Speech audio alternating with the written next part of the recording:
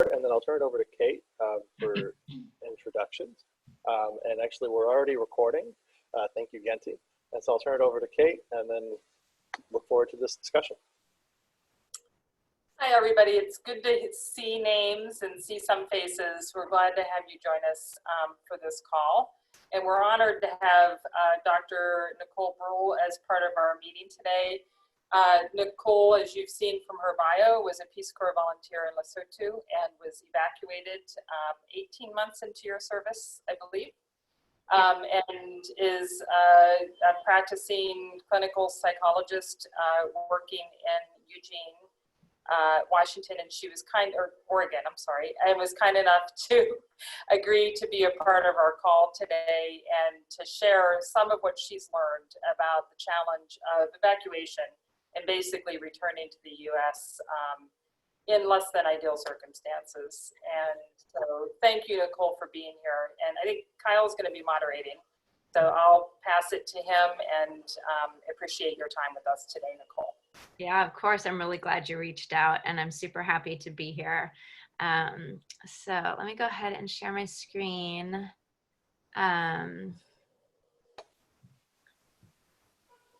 Let's see if we can figure this out. Oh, wait a minute. We don't need to see my Zoom thing here. Okay, here we go.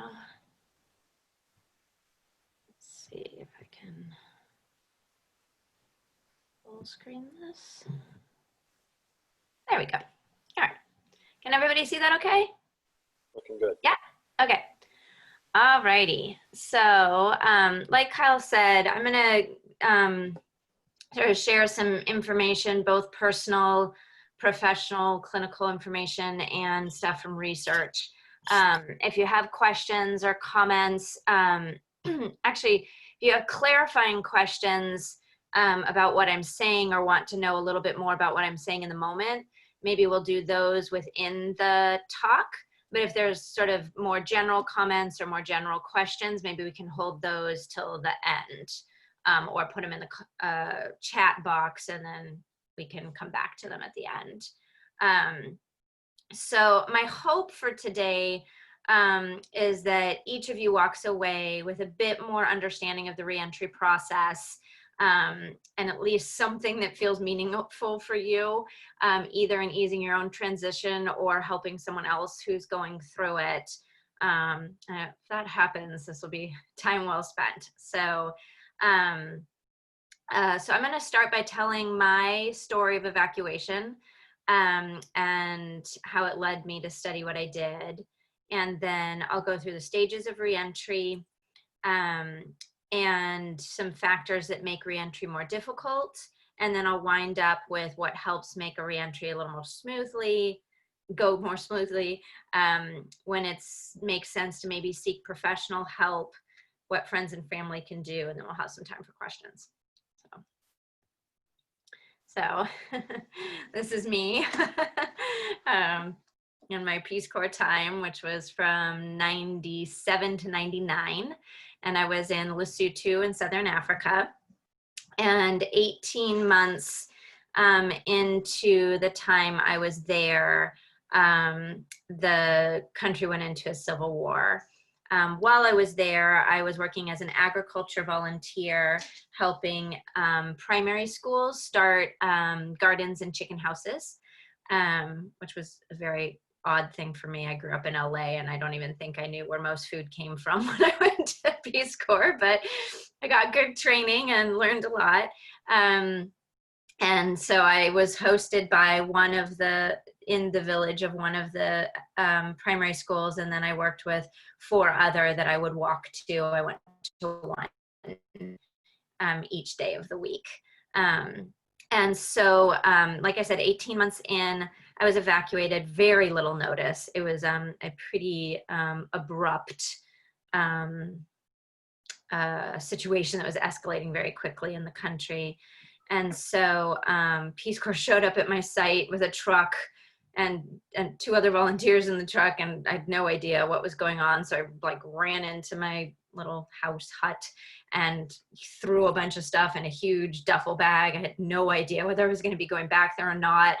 Said really quick and very like sad and emotional goodbyes to the family that I had been living with. And they escorted us and some other people from the area out of the country by military convoy. So that was a very odd experience with tanks and everything. And so they took us to the capital, or at least some of us. They had a couple of different places in the country. And so about 20 of us went to the capital, and we were there for, I think, just a few days before they took us out of Lesotho and into Southern Africa. But those few days that we were in Lesotho were really crazy, or in the capital of Lesotho were really crazy. It was where everything was happening, and most of us were so confused because there was nothing happening at my site. My site was totally safe. I was a good 2.5, 3 hours from the capital. Nothing was happening there. And then they pick me up and bring me right to the center of everything that was happening, which was super confusing. And so we were in a house where the volunteers stayed whenever we would go to the capital. And we were watching CNN actually cover the unrest in Lesotho while it was happening. And it was the most surreal experience. I could see on the TV, we could watch them, recording and talking about what was happening a block away. And when we could hear gunshots and things on the TV, we could hear them out the window at the same time. And ever since then, watching the news has been hard. I get my news mostly through print because it's so real, having had that experience. So then we were all in South Africa. We stayed there for a few weeks while Peace Corps sort of sorted out what the situation was, and they decided that for my group in particular, they were allowing us the option of an early COS or to return to our sites. The people that were the group that was ready to COS, they just COS'd them.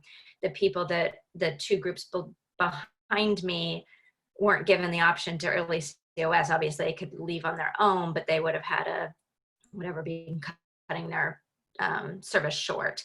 So our group was this kind of in-between group. We were granted either an early COS or we could return.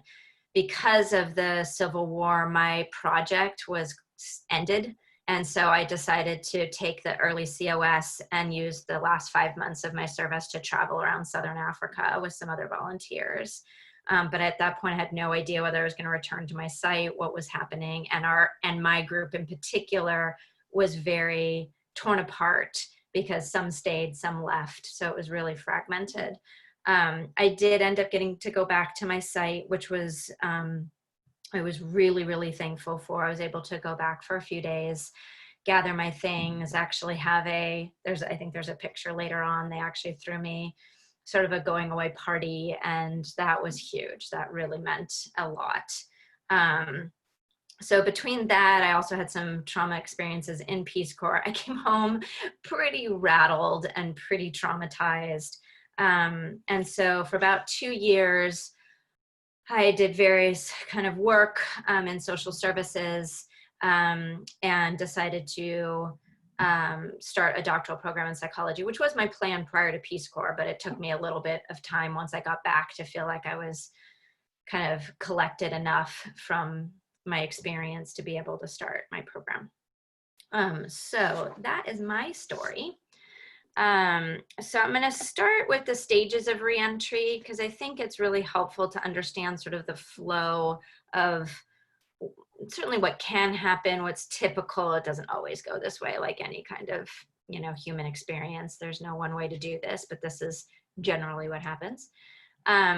Oh, here's that party I was talking about. So all the schools that I worked with came together. All 5 of them came together. The kids did a presentation with song and dance, and it was just a very special, lovely thing. So so this is the first stage. Is actually your reentry starts before you even leave the country. And so that's really the part of leaving and how you leave. And this is the part for those of us who have been evacuated under any number of circumstances gets really ruptured, wonky, not ideal. And so normally this is a time where you've kind of completed your service, you're planning to leave. You know, it can be pretty, you know, bittersweet. You can be, you know, obviously looking forward to the return, but really sad about what you're leaving.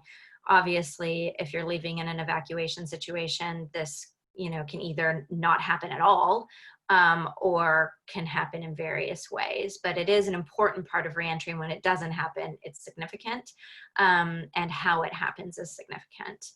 The next stage is the honeymoon phase. You can tell I love bagels. So the honeymoon phase is usually when you first get back. Again, all of this, I just have to say, may be really impacted and altered when there's an evacuation, and an evacuation under a global pandemic, when you're not coming back to the States under normal circumstances either. So not only is the leaving not usual, but the coming home part isn't usual either. Normally this would be kind of the first 2 weeks of coming home. This is when there's a little bit of like a, yay, I'm back, I can eat bagels. And, you know, it's kind of a on hold, people are excited to see you. And, you know, you're kind of a little bit of a celebrity when you walk into a room. And, you know, it's generally speaking, a fairly easy, but pretty brief moment. Now, obviously, when you come back under a global pandemic situation, this may look really different. This is a time when normally people get together with friends, go visit their favorite restaurants or sites or wherever. That all is going to be impacted by this. And so that's also significant, is that you don't get to kind of reconnect with home in this kind of, it's glorified, it's idealized, but there's also kind of a helpful component of that, that there's a positive experience of returning home. And so that obviously may not be happening. The next phase is reverse culture shock. And this is a huge one. This is the biggest part of reentry, time-wise usually. And this can last anywhere from 3 months from coming back, or that 2 weeks when the honeymoon phase passes. This is when like all the perfection of home, if it even existed, fades. And so you start seeing all the things you didn't like about being home, and all the reasons you may have left to begin with, or all those things.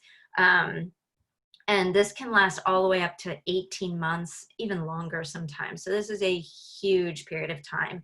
And unfortunately, this is a period of time where friends and family don't understand that you're still readjusting. They really think this is, you should be ready. You should be over it. You should be assimilated. You should be acclimated. You should be like ready to go, and kind of like, what's the big deal? And so really when things are the hardest, often for people returning from being abroad for an extended period, when it's the hardest is when people really don't understand it the most. They really don't think that this should be taking as long as it does. And so this can be a time where you're feeling a bit of a cultural hybrid. You're kind of viewing the world from the perspective of two different realities, and you're sort of partaking and moving from both of them, but not belonging to either. It can be a time of really feeling like you don't really understand where home is and where you belong.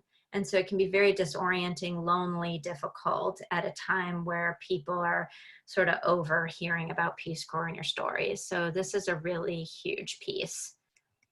And then the last piece is hopefully somewhere around a year, 2 years in, you start to integrate and you start to actually feel readjusted. And this is when you really realize that it's not an either or, that's not part of being of the host country or of your home country, that really you can kind of take the best things of what you've learned and gathered and acquired, assimilate them and integrate them into your life here back in the States, if that's where you choose to land. And so you're kind of bringing the best pieces back. And so then hopefully this extends. So why is it so hard? Really, probably the quickest, easiest answer is that nobody expects it to be as hard or as long as it is. like I said before, and I'll show you some of the research findings, it can take, especially for Peace Corps volunteers, the longer you've been gone, the longer it takes to readjust back. So that may vary. But if you've been gone anywhere from that 18 months to 2 years, somewhere kind of pretty close to the full length of time, it can easily take 2 years to feel really readjusted to coming back. And people really don't expect that. And so it's really this kind of unexpected piece that throws people and just makes it really difficult. And people also forget that they've changed and home has changed since you've been gone. And so you kind of come home feeling like you're going to feel at home, but things have changed both within yourself and your home has changed as well. Especially for volunteers, Peace Corps volunteers, there's a bit of a feeling of like, I adjusted to a completely foreign country, spoke a different language, like did this all by myself, like coming back to where I lived before should be a cinch. And it just doesn't always go that way. There are the rare few that don't have a hard time with this, but honestly, don't know that I've talked to any, but I do hear that some people don't have a hard time with this part, but that's not the norm by any stretch of the imagination. So when one's expectations really deviate from what's actually real, it's really disorienting and can be pretty devastating. And so people kind of assume, like I said, that their home culture, since it was previously known, it will always be known, always make sense, feel natural, and be easy. And that's just not the case. And so that can make reentry last even longer when we're at odds with this reality. So here's some factors. This is a combination of things that come from a book called The Art of Coming Home. It was written by a man named Craig Storty. He was a Peace Corps volunteer himself. Excuse me. I don't remember when, maybe back in the 70s or 80s. And he wrote this book called The Art of Coming Home. I think it's a really great book. It's actually one of the books that helped me the most personally and with my research. And he doesn't talk just specifically about Peace Corps. He also talks about students that study abroad, missionary, and government workers. And so he really kind of talks about all the different ways people re-enter. And what I really got the most out of that book was how Peace Corps experience by nature almost sets you up perfectly for the hardest return home. Because a lot of the things that make re-entry more difficult are kind of hallmark of a Peace Corps experience, which is wonderful and part of the reason why many of us chose to do it, but it also makes the re-entry more difficult. So I just put at the top, because this is what we're all probably dealing with, this involuntary reentry or an unexpected reentry makes things more difficult. And like I said before, when you aren't expecting it, when you didn't prepare for it, you know, when it's abrupt, it's much more jarring, and you have a lot more stuff going on for you when you come home. Younger in age, the theory on this one is that just the younger you are, the less life transitions you've already navigated, the less maybe chances you've already had a reentry experience or kind of know that aspect of yourself and don't have as much life experience to draw on in the readjustment phase. So similarly, no previous reentry experience is similar to that, though that obviously could happen with somebody who's older. Lack of support. So depending on the home you come back to, or the place that you come back to, that can also obviously really impact. If you come back to a place where people are feeling supportive and are listening and caring, and obviously that's going to help. So if you come back and that's not your situation, it's going to make it more difficult. And so also the less interaction you've had with your home culture while you've been abroad, the harder things are. And this kind of, I think, is related to not knowing as much about what has changed at home, or people not knowing what's changed in you. So that divide when you get back is harder. When I was in Peace Corps, internet wasn't really a thing. And so I had very little contact with home while I was abroad. I mean, it was pretty much letters only. and the very rare phone call that I actually had to leave the country and go to South Africa to make a phone call to the US. So that did not happen very often. So, so yeah, and I, you know, that may be different now, or it might be very similar. This is another factor that really impacts re-entry. The longer you're gone, which I think I said before, makes a difference, and also how the degree you're interacting with that overseas culture. So the more you're integrating into the world there, the harder it is going to be to reintegrate back home. But it's also part of what I think most of us treasure the most about our Peace Corps experiences. So this isn't a bad thing. It's just good to know that the more you've readjusted to something, you know, different abroad, then it's going to be harder to come home, and just to be prepared for that. Also, the longer you're gone, the more things have shifted, the more you've interacted. I mean, these are all very kind of interrelated. And then this one, the higher degree of difference between the cultures. Like if you spend a year in London, it's going to feel a little different than if you spend, you know, 2 years in rural Africa. So, you know, the degree between the difference between the two cultures is going to matter. And this is a bit of a funny picture and story, kind of embarrassing, but you know, lots of Peace Corps stories are.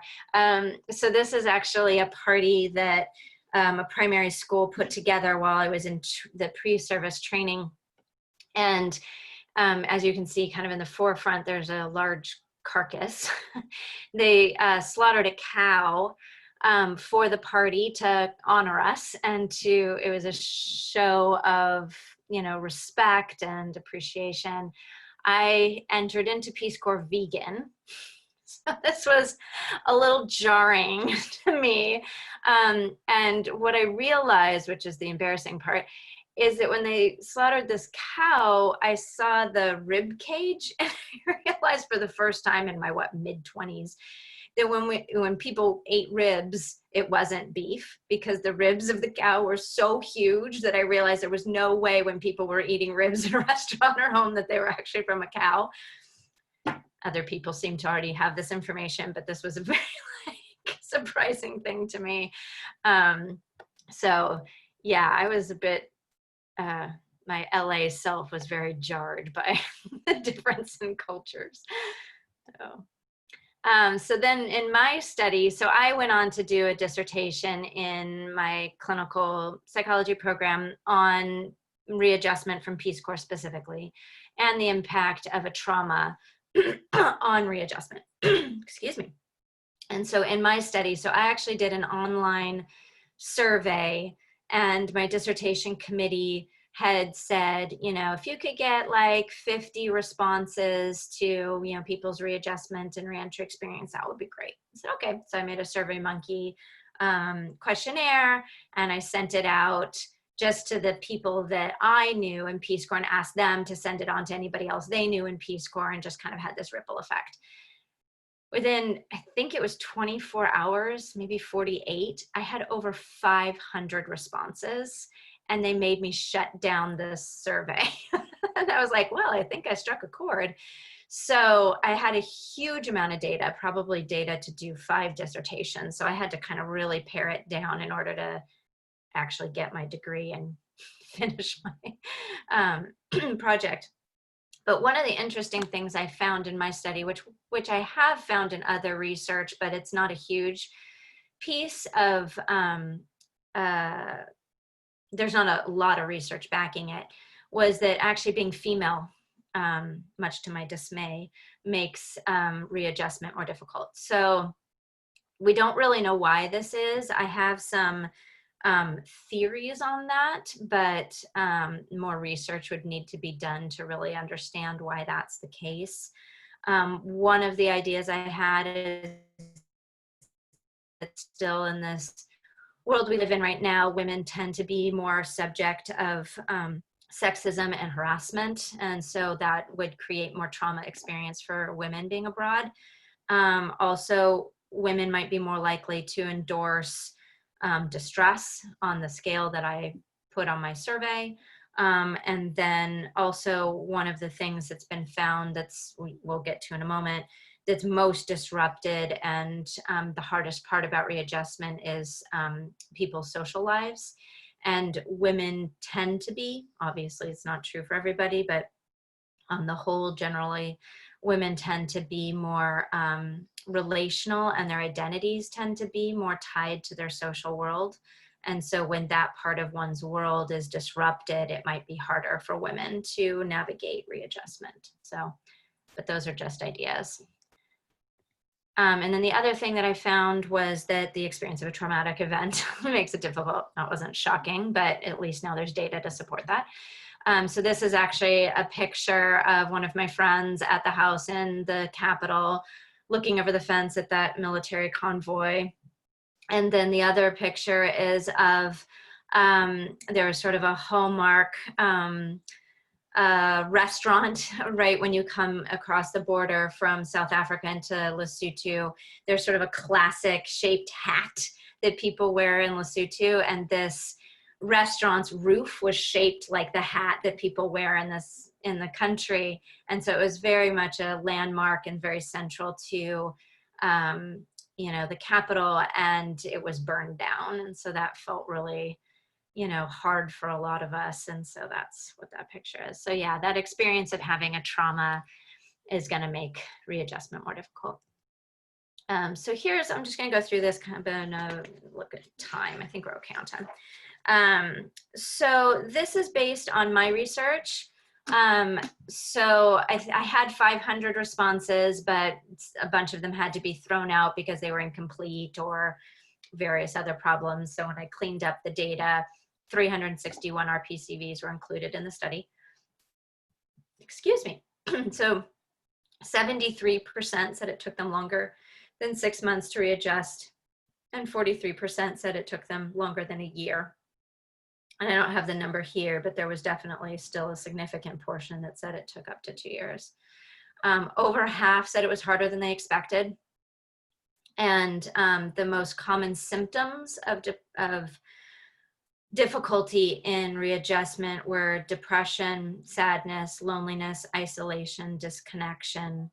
And these were the highest in the first 6 months. I assume these are probably even higher in, you know, people returning during this pandemic, because that loneliness, isolation, disconnection piece is being felt by everybody.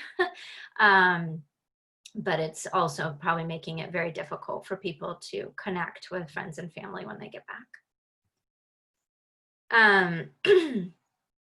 So 23% stated they disagreed the Peace Corps sufficiently addressed the psychological components of reentry.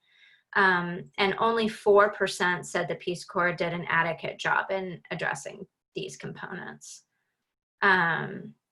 78% said their social life was what was most affected.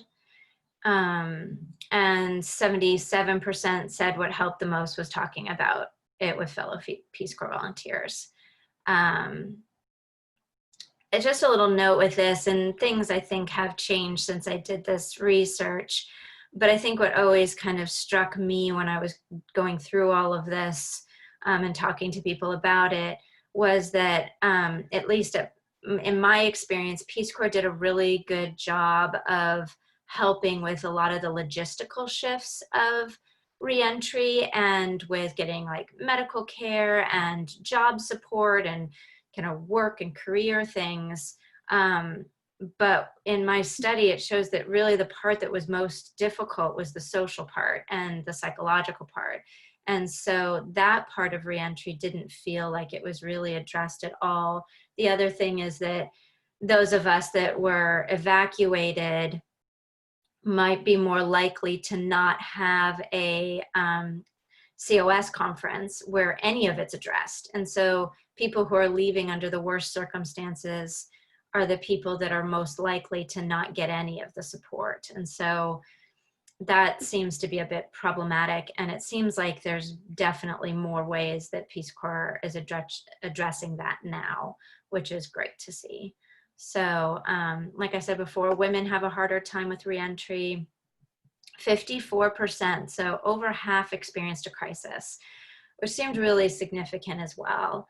And then a study was done in 1996 on Peace Corps specifically, and in that study it was 71%. So it is clear that, you know, over half, if not the majority of volunteers experience some form of crisis while they're gone. So, and then of the people who experienced a crisis, you know, of the people who responded that they experienced a crisis, oh,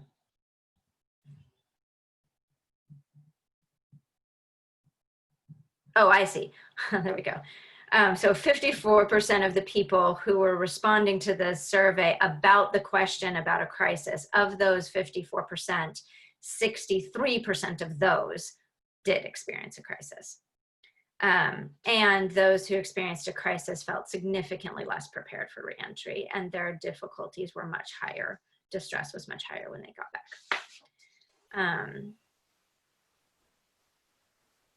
So really quickly, Nicole, as we move on, we've got a question that came into the chat. Okay. And it's about when you're referring to a crisis, and if there's possibly some examples you could provide, or what would qualify for a crisis in that study, the victim of a crime, family emergency, participating in a civil war. Yeah. That's a great question. And for my study, it was very broadly defined. It was really what somebody themselves defined as a crisis. Like if they experienced it as a crisis, it was a crisis. And so, yeah, it could be evacuation, it could be war, it could be assault, it could be, you know, a robbery, it could be, I believe it was, of course, I don't have my dissertation in front of me. I believe it was defined by in country. So I don't think it included a crisis that's of somebody at home or something like that. I think it was experienced within the country. But within that, it was pretty broadly defined. So, thank you. Yeah, good question. So I provided Kate and Kyle a longer list of things for helping with reentry that they can pass along. But for this, I just kind of picked a top 5 and kind of smushed some of them together. And so the first is just to be patient with yourself and others. Others generally being friends and family who don't get this. Be patient. They are probably trying their best. Tell your stories gradually. Peace Corps volunteers tend to come back and kind of throw up their stories on everybody because there's so much, and it's such an amazingly rich experience. And, you know, people want to know, they obviously want to hear, but it can be really helpful to kind of tell those stories a little bit more slowly over time, and to make sure that you pause and actually ask other people how they've been doing, because they've also had whatever period of time, may not be 2 years that you've been gone, but whether it's 6 months or 12 months or whatever, they've also had life happen. And so asking them how they are doing and what's happened to them, and having it be more of a two-way conversation can be really helpful, and help people continue to be more present and available and engaged rather than turned off. Accept the process is going to be difficult and it takes time. And like I said, it can be up to 2 years, and that's usually not what people are expecting. Stay connected, whether that's with, you know, friends and family, or, you know, fellow Peace Corps volunteers. Getting engaged in any kind of meaningful work or activities, doesn't need to be paid, but something that feels meaningful. Getting engaged in things is incredibly helpful. Right now that's challenging, but you know, Peace Corps volunteers tend to be pretty creative. So if you can find ways to get engaged, it does a lot for our mental health and our well-being. Kind of sitting around and waiting right now for the world to open up, or for, you know, opportunities to present themselves, can just cause things to feel a little bit out of control and worse. connecting with fellow Peace Corps volunteers is what most people have said has been most helpful. And that doesn't have to be people from your host country. I mean, it could be really any volunteers, but obviously people you're more connected with and is helpful. And you can also look into NPCA and their affiliate groups and what they're doing. There's a lot of stuff going on with Peace Corps right now because of this huge evacuation, and so there might be ways to get involved. And then anchor yourself in what you already know about yourself and how you go through difficult times. You know, if you've been through difficult things before or had big transitions, think back on those times and what helped you before. Because likely some of those things might be helpful now. They might not all be available, but you might again be able to get creative about how you can tweak some of those things or, you know, have them exist in your life now.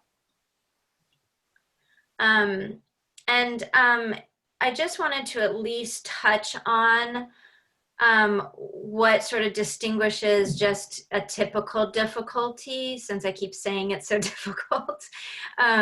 When would it be appropriate to actually seek some professional help? Because we know this is hard. That doesn't mean you need to seek help. But if your symptoms are going on for, you know, 6 months to a year and don't seem to be getting any better and aren't manageable or interfering with your daily life, that would be a reason to seek help. If you're edgy, hypervigilant, easily startled, nightmares, flashbacks, very overwhelmed, these are all signs of kind of severe anxiety, PTSD, please get some help. If you're unable to get out of bed, so you're kind of going the other direction, not anxious, but more depressed, sad, lonely, overwhelmed, not kind of getting into your day or able to function, get some help. And if you just feel like it would be helpful, you don't need to have a whole list of symptoms. If you just feel like it'd be helpful to talk to somebody. Right now, it's probably going to vary a lot state by state, but a lot of therapists are doing work virtually. I'm doing all of my sessions with people right now via video. So it's not the most ideal way to meet somebody for the first time, but it's actually can be a lot more helpful than maybe you might think. I've been actually pleasantly surprised that doing therapy over video has actually been pretty fruitful. And there's also a lot of relaxing right now on the regulations to work with people across state lines.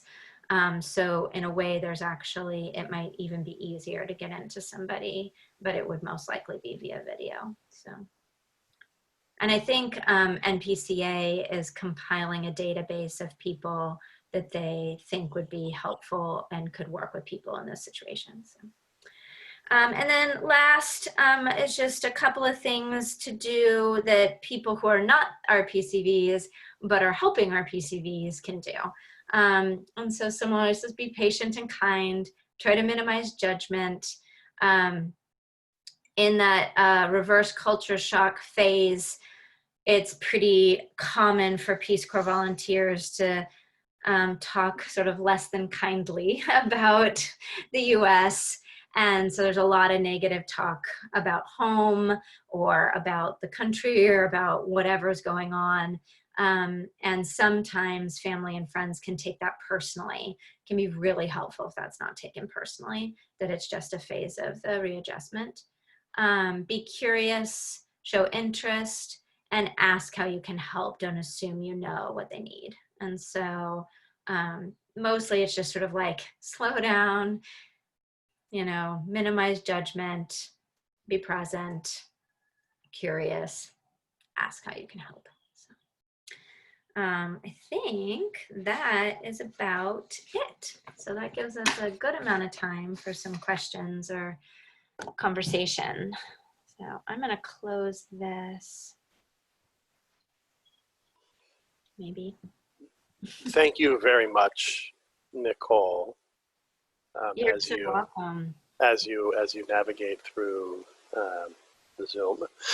Yeah, there's already a question that's come into the chat box about what was the first action or activity that felt like the start of your what next for your future? Say that again? What was the first action or activity, or what was one of the first things that started to feel like things are normalizing, or you're moving forward on your what's Oh, next? like obviously once I got back. That's a good question. And I don't know if anybody else who's returned, Kyle, if you have an experience, or Kate, if you, anybody who's already been through this themselves wants to chime in. For me, it didn't feel like there was a moment. It really felt like it was, I was sort of doing the things I could do. I got a job as a social worker in Philadelphia. So I was in the really, really not great parts of Philadelphia on the ground doing some really hard work when I got back. And so that was not the best way to readjust, because I kind of put myself from one really hard experience right into another one where there was also kind of reminiscent stuff of trauma and hardship. And so I think that compounded my situation, but I feel like I got some clarity from that. And I did have a moment, probably, I don't know, a year or so in, that I was like, okay, wait a minute. I need to kind of figure out, this work that I'm doing is not what I want to be doing in the way that I'm doing it. And it's when I decided to apply to grad school. And so I started that process. But I don't feel like there was necessarily an exact moment or action, but I do feel like it was sort of a accumulation of things that led me to feel like what I was doing was really not working, and that I needed something different, and then trying to decide what that different thing was and moving in that direction, which for me was applying to the doctoral program in psychology. But then I didn't get to start that for a full year after that. So then I was still kind of floundering around for another year while I was waiting to start. So. Yeah. Does anybody else have an experience or something, or is it similar? It's hard. I mean, it's also been a while, so my memory's rusty. We also, this is Kate, we also have a RPCV volunteer, Jerry, who had the bottle of brown something that he was showing you. So Jerry, feel free to chime in as well. And I don't see Hillary on the call. I think you might be the only RPCV. Okay. Aside from Kyle and me. Right. Okay.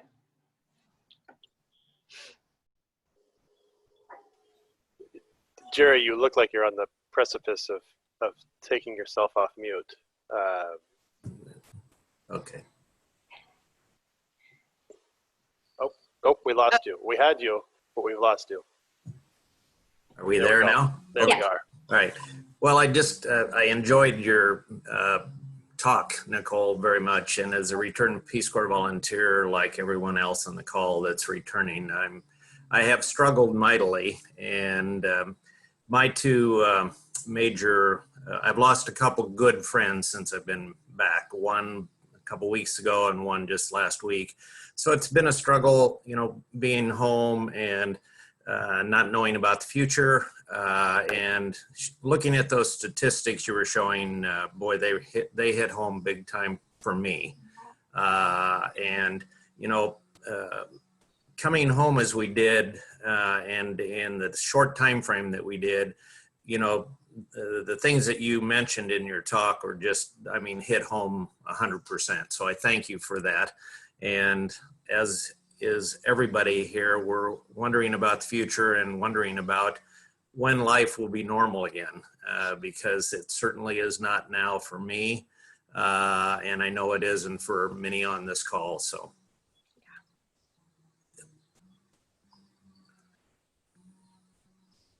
Yeah, there's a double whammy in this one. Life coming back from Peace Corps under any circumstances challenging. Coming back under the circumstances just throws, because so much of the isolation, disorientation, what's happening next is what everybody's dealing with, whether they're returning from Peace Corps or not. But you would have had that anyway coming back from Peace Corps. It's very much a double whammy for sure. I also feel like, though, which I didn't say on this, is that in my experience, you know, from all the people I know that have gone through Peace Corps, it's a pretty creative and resilient bunch. And that this, you know, the ability, even though the ability to kind of adapt and adjust to another country makes readjustment more difficult, there's also a group of people that tends to adjust and adapt. And so though that takes time and can sometimes under these circumstances be even more challenging, I think what all of us can anchor in is that that will happen. It will occur, and it may not look exactly like we want it to. It may not be on the time we want it to, but adapting is what we do. And readjusting is what we do, and going with the flow is what we do, and being flexible is what we do. And I have to say that part of what caused me to reach out to Peace Corps to begin with in this time was that there's a lot about this experience of the pandemic that's bringing up a lot of things for me that feel very similar to my Peace Corps experience. The being kind of isolated, being, you know, kind of on my own, having to figure out things I don't understand. It feels a lot like being in a foreign country. And so to me, I've been drawing on that wealth of experience and knowledge and the knowing that I've gotten through something before to help me through this time. And so I think that that's something that Peace Corps volunteers have that's kind of unique in this pandemic. And though it can exacerbate things on the return, to know that actually there's a lot of resilience and skill that can be brought to this, I think. Nicole, I had one other comment to make on your statistics that you put up on the screen. And for everyone else that has returned, this is my second time I've returned home. Those stats that say how long it takes to readjust are truly, truly correct, because it both times, and now I've only been home a couple months, but the first time from Micronesia, it took a good year or more to become familiar with your own country.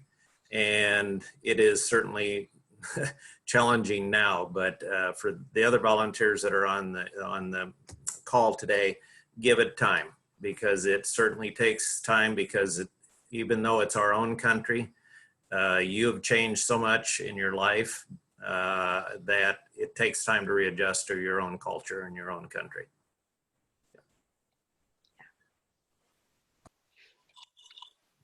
Thanks, Jerry. As we have a few more minutes before we have to wrap up, and so I want to make sure if there's any questions out there that people either put them into the chat box, or feel free to, you know, unmute yourself and ask a question directly.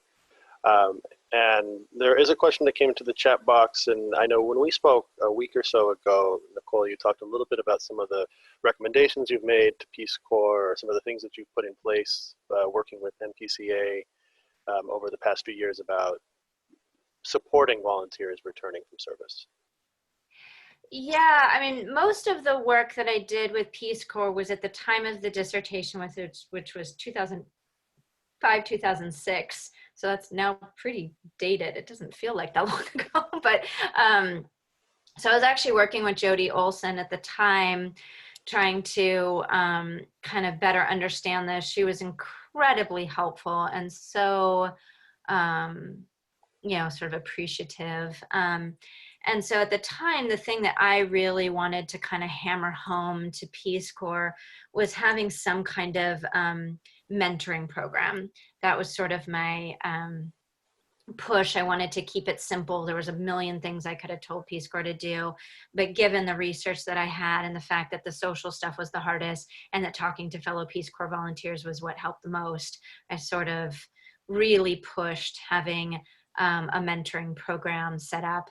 And one has happened.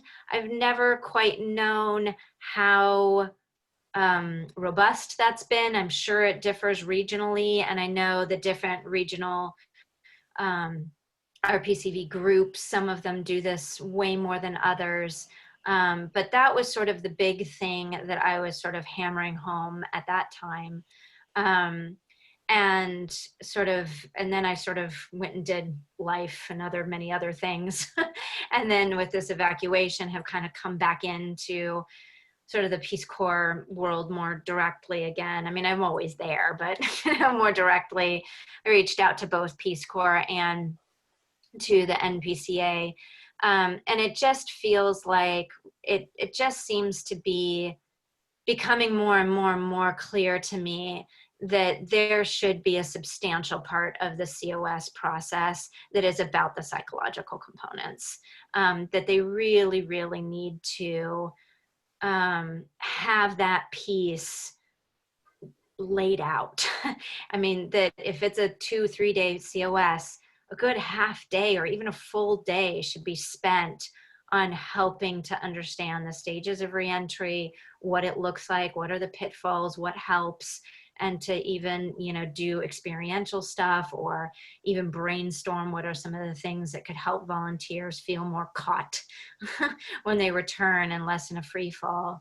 And so I haven't really done much action on that at this point, but part of that is, these talks that I'm doing, but I would honestly love to be working more intimately with Peace Corps administration to figure out how to do that. It just feels very near and dear and important. And so I just think the more people, Peace Corps staff and administration are aware of this, the more it can just be woven into the communication, woven into COS, maybe even woven into the Peace Corps experience the whole way through.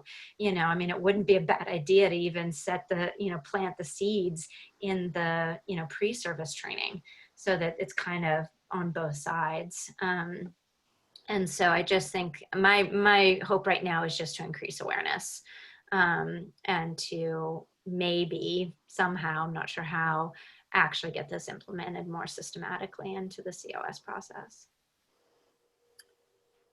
Thank you. Well, before we wrap up, I want to pause if there's any other questions or comments. I'm curious from some of the other, those of you who have been evacuated, what really resonated with you and what do you feel like was helpful to hear? If anybody has anything that you want to share.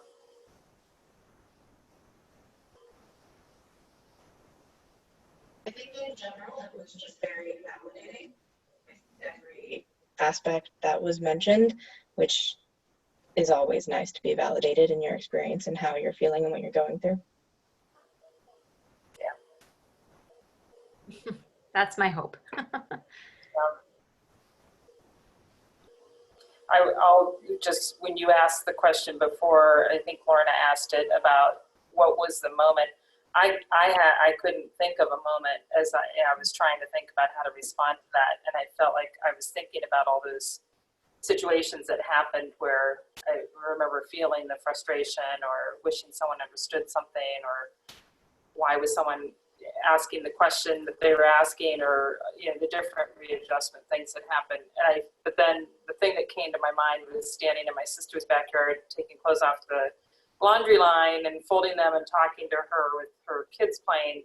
And I actually think that one of the reasons that just floated into my brain was because I think my angst at that point had started to subside, and I think I started to get comfortable with just being back with the small, wonderful details of being back, which, I'm not really sure. I need to give that some more thought.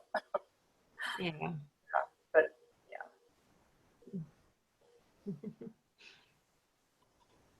Thank you.